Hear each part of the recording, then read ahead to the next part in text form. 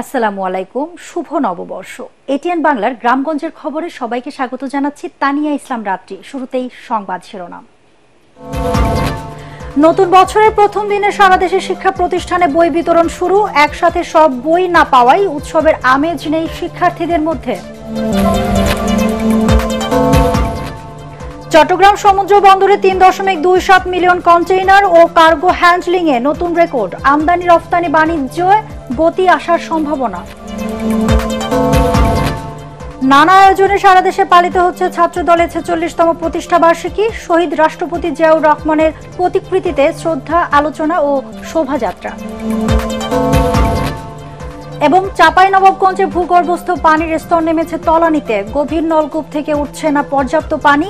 ধান চাষে নিষেধাজ্ঞা, ফলন বিপর্যয়ের শঙ্কা। শুনছিলেন শিরোনাম। নতুন বছরের প্রথম দিনে সারা দেশে উৎসবমুখর পরিবেশে শিক্ষার্থীদের মাঝে বই বিতরণ শুরু। বরিশালের ৬ জেলায় প্রাথমিক ও মাধ্যমিক পর্যায়ে ২,২১,০০,০০০ বইয়ের চাহিদার বিপরীতে ৬২,৭৯,০০০ বই বিতরণ করা হয়েছে। এবার কোনো আনুষ্ঠানিকতা ছাড়াই শিক্ষার্থীদের মধ্যে বই বিতরণ করা হয়। আগামী ২০ জানুয়ারির মধ্যে সব বই বরিশালে পৌঁছাবে বলে জানিয়েছেন সংশ্লিষ্টরা। ময়মনসিংহে সরকারি ল্যাবরেটরি ও জেলা স্কুলে বই বিতরণ উৎসব উদ্বোধন করেন জেলা প্রশাসক মুফিদুল আলম। প্রথম দিনে প্রথম শ্রেণী থেকে তৃতীয় শ্রেণী এবং দশম শ্রেণীর শিক্ষার্থীদের হাতে নতুন বই তুলে দেওয়া হয়। যারা বই পায়নি তারা এ মাসেই সব বই হাতে পাবে বলে জানিয়েছেন জেলা প্রশাসক।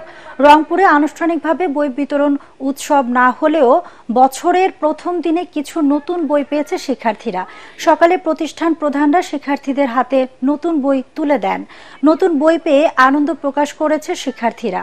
শিক্ষা বিভাগ জানিয়েছে, মাধ্যমিক ও উচ্চ শিক্ষা স্তরে রংপুর বিভাগে ৩,২,২৪,০০০ বইয়ের বিপরীতে মঙ্গলবার পর্যন্ত ৩৫% বই পাওয়া গেছে। নাটোরে প্রাথমিক শ্রেণীর শিক্ষার্থীদের হাতে নতুন বই তুলে দেওয়া হয়েছে। কোনো আনুষ্ঠানিকতা না থাকলেও সকালে জেলার প্রায় সকল প্রাথমিক বিদ্যালয়ে প্রথম, দ্বিতীয় ও তৃতীয় শ্রেণীর শিক্ষার্থীদের মাঝে সব বিষয়ে নতুন বই বিতরণ করেন সংশ্লিষ্ট শিক্ষা প্রতিষ্ঠানের শিক্ষকরা।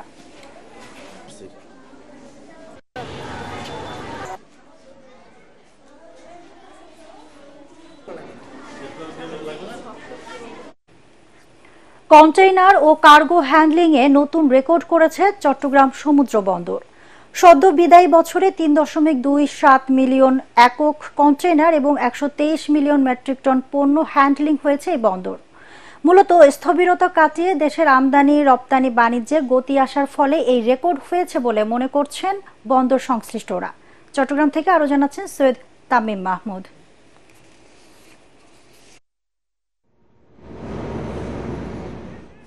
রাশিয়া ইউক্রেন যুদ্ধ, মধ্যপ্রাচ্য সংকট, দেশে বৈদেশিক মুদ্রার সংকট ও ক্রমবর্ধমান মূল্যস্ফীতির কারণে গত ২ বছর আমদানি রপ্তানি বাণিজ্যে ছিল ধীরগতি, যার প্রভাব পড়ে চট্টগ্রাম বন্দরেও। তবে এবছর কন্টেইনার ও কার্গো হ্যান্ডলিংয়ে অতীত সব রেকর্ড ছাড়িয়ে গেছে। আর এটি বহির্বাণিজ্যে স্থবিরতা কাটানোর অন্যতম লক্ষণ বলছেন ব্যবসায়ীরা। বিদায়ী বছরে চট্টগ্রাম বন্দর কন্টেইনার হ্যান্ডলিং করেছে ৩২,৭৫,৬২৭ একক আর কার্গো ১২,৩৯,৮৬,০১৪ মেট্রিক টন। এবছর জাহাজ হ্যান্ডলিং হয়েছে ৩,৮৬৭টি। ফলে গত বছর কন্টেইনার হ্যান্ডলিংয়ে প্রবৃদ্ধি হয়েছে ৭.৪২% আর কার্গো হ্যান্ডলিংয়ে ৩.১১%। তবে লোয়েড লিস্টে গত বছরের মতো এবারও চট্টগ্রাম বন্দরের অবস্থান ৬৭তম। ছাত্র জনতার যে মুভমেন্ট, তারপরে হলো আমাদের বন্যা এবং ৭ দিনের ইন্টারনেট ছিল না, তো এটা যদি যোগ করেন তাহলে 1 মাস আরও বাদ পড়ে যায়। তো বেসিক্যালি কিন্তু আমরা 11 মাসে এই 1 বছরের যে অর্জন করেছি এবং এটা কিন্তু তাহলে আরও বেশি হবে। ফার্স্ট অফ অল ডেফিনেটলি আপনার যে ম্যানেজমেন্ট এবং ডিসিপ্লিন, এই শৃঙ্খলা যদি বন্দরের ভিতরে থাকে, আজকে আপনি দেখেন যে বন্দরের ভিতরে যে শৃঙ্খলা আছে, কোনো যানজট নাই। এদিকে বন্দরে পণ্য পরিবহনেও এসেছে পরিবর্তন, গতি এসেছে বন্দর কার্যক্রমেও, যা ধরে রাখতে পারলে ভবিষ্যতে বিদেশি বিনিয়োগ অনেক বাড়বে বলে আশা বন্দর চেয়ারম্যানের। ম্যানুয়ালি গেট পাস দেওয়া হতো, টিকেটিং করা হতো, পেমেন্ট করা হতো, এটা আমরা এখন ইলেকট্রনিক করে ফেলেছি, যার ফলে গেটে আগে 15-20 মিনিট ওয়েট করতে হলে সেখানে এখন 1-2 মিনিট ওয়েট করতেছে একটা গাড়ি। এবং আপনারা দেখেছেন যে গেটে কোনো গাড়ি নেই, ভিতরেও মুভমেন্ট ফাস্ট হয়ে গেছে।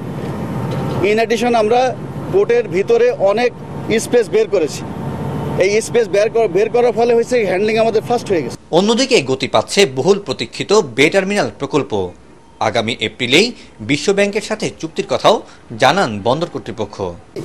কন্টেনার হ্যান্ডলিং এখন আমরা যেটা করি এটা কিন্তু আমাদের টার্গেট অনুসারে আরও 2 থেকে 3 মিলিয়ন টিউস বাড়াইতে হবে আগামী 3-4 বছরের মধ্যে। তো সেজন্য আমরা ইতিমধ্যে বে টার্মিনালের যে কার্যক্রম চলছিল সেটাকে ত্বরান্বিত করেছি। ওখানে আমরা 500 একর জায়গা অধিগ্রহণ করেছি এবং ওয়ার্ল্ড ব্যাংক যে আমাদেরকে $650 মিলিয়ন যে কমিটমেন্ট করেছে অ্যাক্সেস চ্যানেল এবং নেভিগেশন চ্যানেল এবং ব্রেক ওয়াটার করার জন্য, সেই কাজটা আমরা এখন তড়িৎ গতিতে ফাস্ট ট্র্যাক করে করছি। তবে সংশ্লিষ্টরা মনে করছেন চট্টগ্রাম বন্দরকে ঘিরে চলমান উন্নয়ন প্রকল্পগুলো দ্রুত বাস্তবায়ন করা না গেলে কন্টেনার হ্যান্ডলিং এর প্রবৃদ্ধি ধরে রাখাই হবে বড় চ্যালেঞ্জ।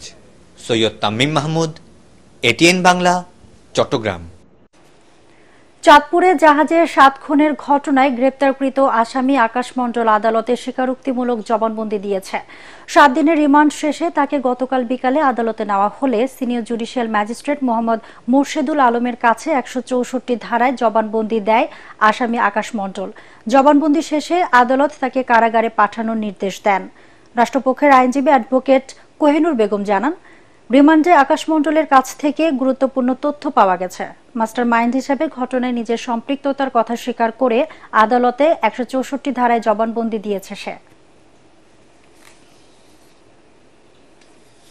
নাটোরের বড়াইগ্রামে বন্ধুদের সাথে 31st নাইটের আনন্দ উল্লাসে যোগ দিয়ে 3 তলার ছাদ থেকে পড়ে ইশতিয়াক নামে এক স্কুল ছাত্রের মৃত্যু হয়েছে। নিহতের পরিবার ও এলাকাবাসী জানায়, বড়াইগ্রাম উপজেলার বনপাড়া সেন্ট জোসেফ উচ্চ বিদ্যালয়ের এসএসসি পরীক্ষার্থী ইশতিয়াক গতরাতে 31st নাইট উদযাপনের জন্য কালিকাপুর মহল্লায় বন্ধু অনিকের বাসার ছাদে আয়োজিত অনুষ্ঠানে যায়। এক পর্যায়ে মোবাইল ফোন দেখতে দেখতে পাশের ছাদে যাওয়ার সময় পা ফসকে নিচে পড়ে যায়।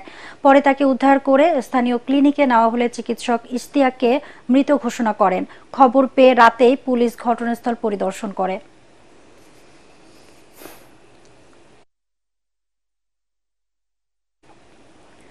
নানা আয়োজনে পালিত হচ্ছে জাতীয়তাবাদী ছাত্রদলের 46তম প্রতিষ্ঠা বার্ষিকী। নাটোরে এই উপলক্ষে শহরের আলাইপুর জেলা বিএনপি কার্যালয়ের সামনে জাতীয় ও দলীয় পতাকা উত্তোলন ও টেনিস ক্লাব মাঠে স্বেচ্ছায় রক্তদান কর্মসূচির আয়োজন করা হয়।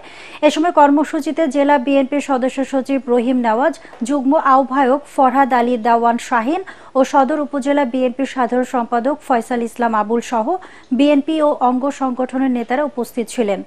মাগুরায় দীর্ঘ 16 বছর পর ছাত্রদলের প্রতিষ্ঠা বার্ষিকী আনুষ্ঠানিকভাবে পালিত হলো। এই উপলক্ষে জেলা বিএনপি কার্যালয়ে পতাকা উত্তোলন ও শোভাযাত্রা বের করা হয়। শোভাযাত্রাটি শহরের বিভিন্ন সড়ক প্রদক্ষিণ করে। জেলা বিএনপির আহ্বায়ক আলী আহমেদ, জেলা ছাত্রদলের সাবেক সভাপতি আব্দুর রহিম ও সাবেক সাধারণ সম্পাদক আবু তাহের সবুজ সহ অন্যান্য নেতাকর্মীরা অনুষ্ঠানে উপস্থিত ছিলেন। লালমনিরহাটে ছাত্রদলের প্রতিষ্ঠা বার্ষিকী উপলক্ষে র্যালি ও আলোচনা সভায় প্রধান অতিথি ছিলেন বিএনপির সাংগঠনিক সম্পাদক আসাদুল হাবিব দুলু।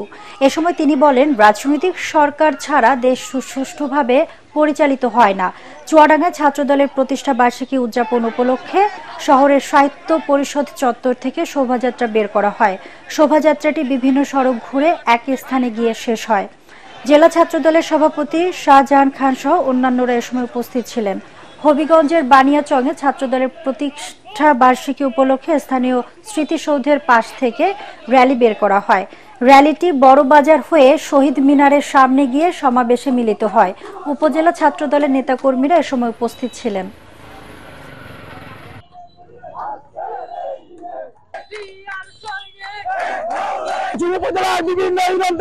চাঁপাইনবাবগঞ্জের বরেন্দ্র এলাকায় ভূগর্ভস্থ পানির স্তর তলানিতে নেমেছে।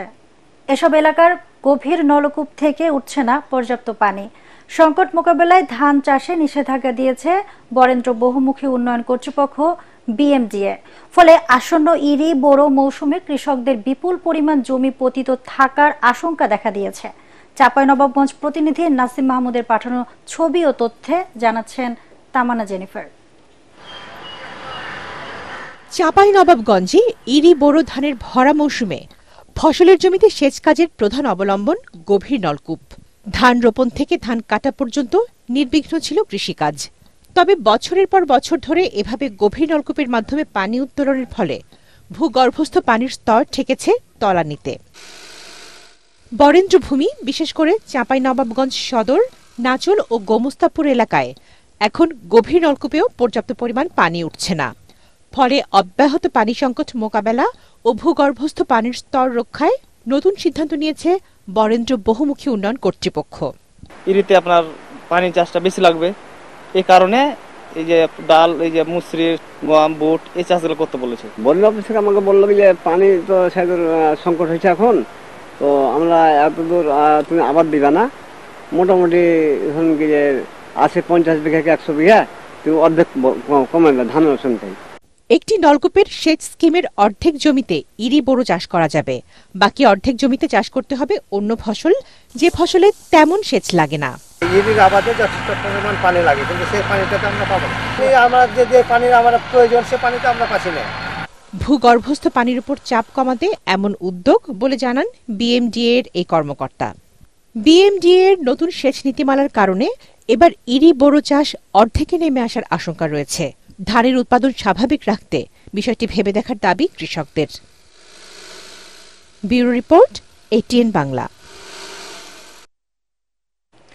বছরের শেষ দিনে ঐক্যবদ্ধ হলেন নড়াইলের সাংবাদিকরা। জেলায় কর্মরত সাংবাদিকদের 4টি ভিন্ন প্রতিষ্ঠান একীভূত হল নড়াইল প্রেস ক্লাবে। নতুন সদস্যদের বরণ করে নেওয়া এবং প্রতিষ্ঠাকালীন সাংবাদিকের সংবর্ধনার মাধ্যমে শুরু হয় যাত্রা। নড়াইল প্রেস ক্লাবের হল রুমে আয়োজিত অনুষ্ঠানে অতিথি ছিলেন জেলা প্রশাসক শারমিন আক্তার জাহান, পুলিশ সুপার কাজী এহসানুল কবির, জেলা বিএনপি সভাপতি বিশ্বাস জাহাঙ্গীর আলম, জামায়াতের সেক্রেটারি মাওলানা ওবায়দুল্লাহ কায়সার সহ অনেকে। নড়াইল প্রেস ক্লাবের সভাপতি অ্যাডভোকেট আলমগীর সিদ্দিকের সভাপতিত্বে ও সাধারণ সম্পাদক মির্জা নজরুলের পরিচালনায় অনুষ্ঠানে অতিথিদের নড়াইল প্রেস ক্লাবের পক্ষে স্মারক উপহার তুলে দেওয়া হয়।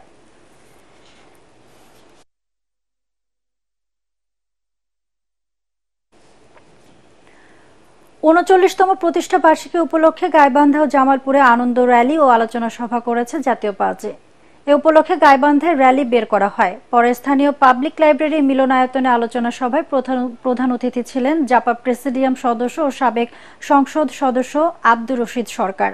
অন্যান্যের মধ্যে বক্তব্য রাখেন জাতীয় পার্টির রংপুর বিভাগের অতিরিক্ত মহাসচিব ও সাবেক সংসদ সদস্য ব্যারিস্টার শামীম হায়দার পাটোয়ারি, কেন্দ্রীয় নির্বাহী কমিটির ভাইস চেয়ারম্যান অ্যাডভোকেট গোলাম শহীদ রঞ্জু ও জেলা জাতীয় পার্টির সভাপতি সারওয়ার হোসেন শাহিন। জামালপুরে একটি বিনোদন কেন্দ্রে আলোচনা সভার আয়োজন করা হয়। সভায় পার্টির কেন্দ্রীয় নির্বাহী কমিটির সদস্য ও জেলা জাতীয় পার্টির সাধারণ সম্পাদক জাকির হোসেন খান, জেলা জাতীয় পার্টির সহসভাপতি আব্দুস সাত্তার ও যুগ্ম সাধারণ সম্পাদক অ্যাডভোকেট আনিসুর রহমান মানিক বক্তব্য রাখেন।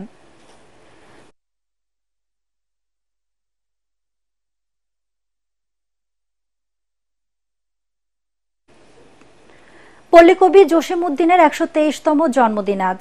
গ্রাম বাংলার সংস্কৃতি আর ঐতিহ্যকে সাহিত্যের মাধ্যমে বিশ্ব দরবারে তুলে ধরেছিলেন তিনি, কিন্তু তার স্মৃতি বিজড়িত বাড়িটি পড়ে আছে অযত্ন অবহেলায়। ফরিদপুর প্রতিনিধি কামরুজ্জামান সোহেলের রিপোর্ট, জানাচ্ছেন ফারহিন ইসলাম টুম্পা। তার কবিতায় দোল খায় প্রকৃতি, গ্রাম বাংলার নদী, মাঠ, সর্বস্তরের মানুষের জীবন জীবিকা, এমনকি বেদেপল্লীর কাব্যগাথা। নকশি কাঁথার মাঠ, সজন বাদিয়ার ঘাট সহ প্রতিটি রচনা সমৃদ্ধ করেছে বাংলার সাহিত্য। তিনি পল্লীকবি জসিমউদ্দিন। বাংলা সাহিত্যে যার অবদানের তুলনা হয় না, তার বাড়িটি এখনও পড়ে রয়েছে অবহেলায়। নানা সময়ে বিভিন্ন উদ্যোগের কথা শোনা গেলেও তা বাস্তবে রূপ নেয়নি কখনো। অযত্নে নষ্ট হতে বসেছে কবির ব্যবহৃত জিনিসপত্র, নেই দর্শনার্থীদের জন্য কোনো ব্যবস্থা। জসিমউদ্দিন স্মৃতি জাদুঘর করা হলেও সেটি সমৃদ্ধ নয়, ফলে এখানে আসা কবি ভক্তরা ফিরে যান হতাশা নিয়ে। তার নাম ডাক যশ সারা পৃথিবীব্যাপী ছড়িয়ে আছে, বিশেষ করে তার নকশি কাঁথার জন্য, কিন্তু এখানে এসে আমরা পুরোটাই হতাশ হতে হয়েছে। তার যে মূল জিনিসপত্র সেগুলো অবহেলায় অযত্নে এখানে নষ্ট হচ্ছে।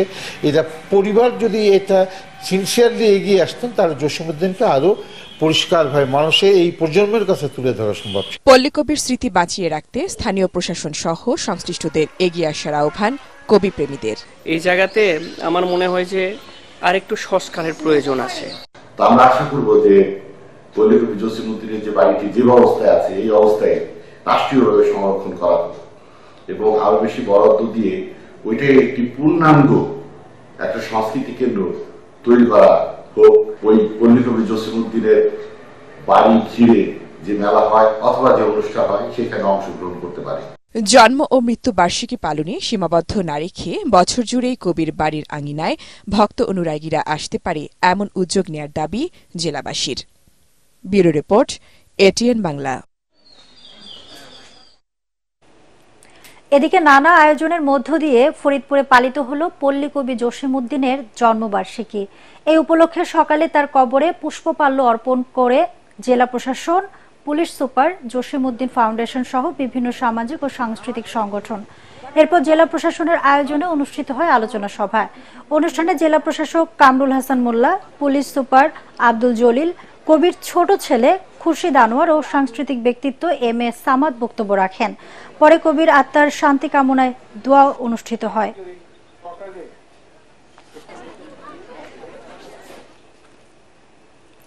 পাবনায় অভিযান চালিয়ে রাজশাহী থেকে অপহৃত চিকিৎসক ডাক্তার শাকিরা তাসনিমকে উদ্ধার করেছে র্যাব। এ ঘটনায় 4 অপহরণকারীকে গ্রেপ্তার করা হয়েছে। পাবনা র্যাব ক্যাম্পে সংবাদ সম্মেলনে জানানো হয়, 30 ডিসেম্বর ভোরে রাজশাহী চন্দ্রিমা আবাসিক এলাকা থেকে ডাক্তার শাকিরা ও তার বাবা আবু তাহের মোহাম্মদ খুরশিদকে অপহরণ করে দুর্বৃত্তরা। পরে চিকিৎসককে বাবাকে সিরাজগঞ্জের সলংনা এলাকায় ফেলে যান অপহরণকারীরা। পরে মঙ্গলবার রাতে পাবনার মুনসুরাবাদ আবাসিক এলাকা থেকে অপহৃত চিকিৎসককে উদ্ধার করা হয়।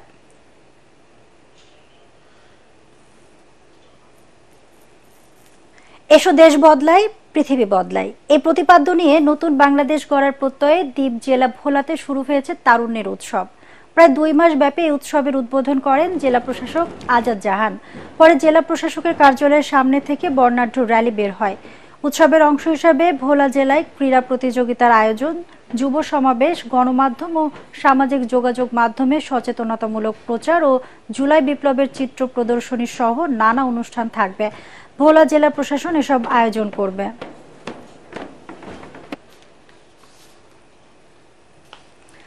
নতুন বছরের প্রথম দিনে নারায়ণগঞ্জ সিটি কর্পোরেশনের 12 নম্বর ওয়ার্ডে দরিদ্র শীতার্ত 1700 মানুষের মাঝে শীতবস্ত্র বিতরণ করা হয়েছে।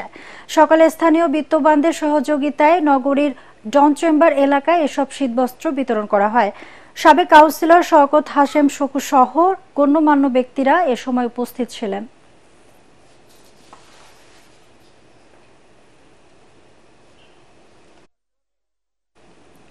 শীতার্ত মানুষের কষ্ট লাঘবে দিনাজপুরে কম্বল বিতরণ করেছে বেসরকারি সামাজিক উন্নয়ন সংস্থা ব্যুরো বাংলাদেশ। বিকেলে বিরল উপজেলার ধর্মপুর ইউনিয়ন কাউন্সিলর উচ্চ বিদ্যালয় মাঠে 5 শতাধিক মানুষের মধ্যে এসব কম্বল বিতরণ করা হয়। এ সময় বিরল উপজেলার ভারপ্রাপ্ত নির্বাহী কর্মকর্তা ইস্তিয়াক আহমেদ ও ব্যুরো বাংলাদেশের আঞ্চলিক ব্যবস্থাপক আলমগীর হোসেন সহ অন্যান্যরা উপস্থিত ছিলেন।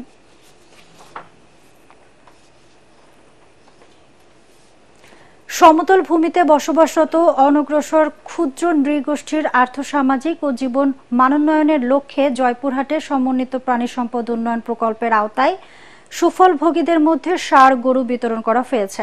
দুপুরে সদর উপজেলার প্রাণী সম্পদ দফতর ও ভেটেরিনারি হাসপাতালের আয়োজনে 33 জন সুফলভোগী পরিবারের মাঝে এসব গরু বিতরণ করা হয়। জেলা প্রশাসক আফরোজা আক্তার চৌধুরী, জেলা প্রাণী সম্পদ অফিসার ডাক্তার মহির উদ্দিন ও সদর উপজেলা নির্বাহী অফিসার রাশিদুল ইসলাম এর সময় উপস্থিত ছিলেন।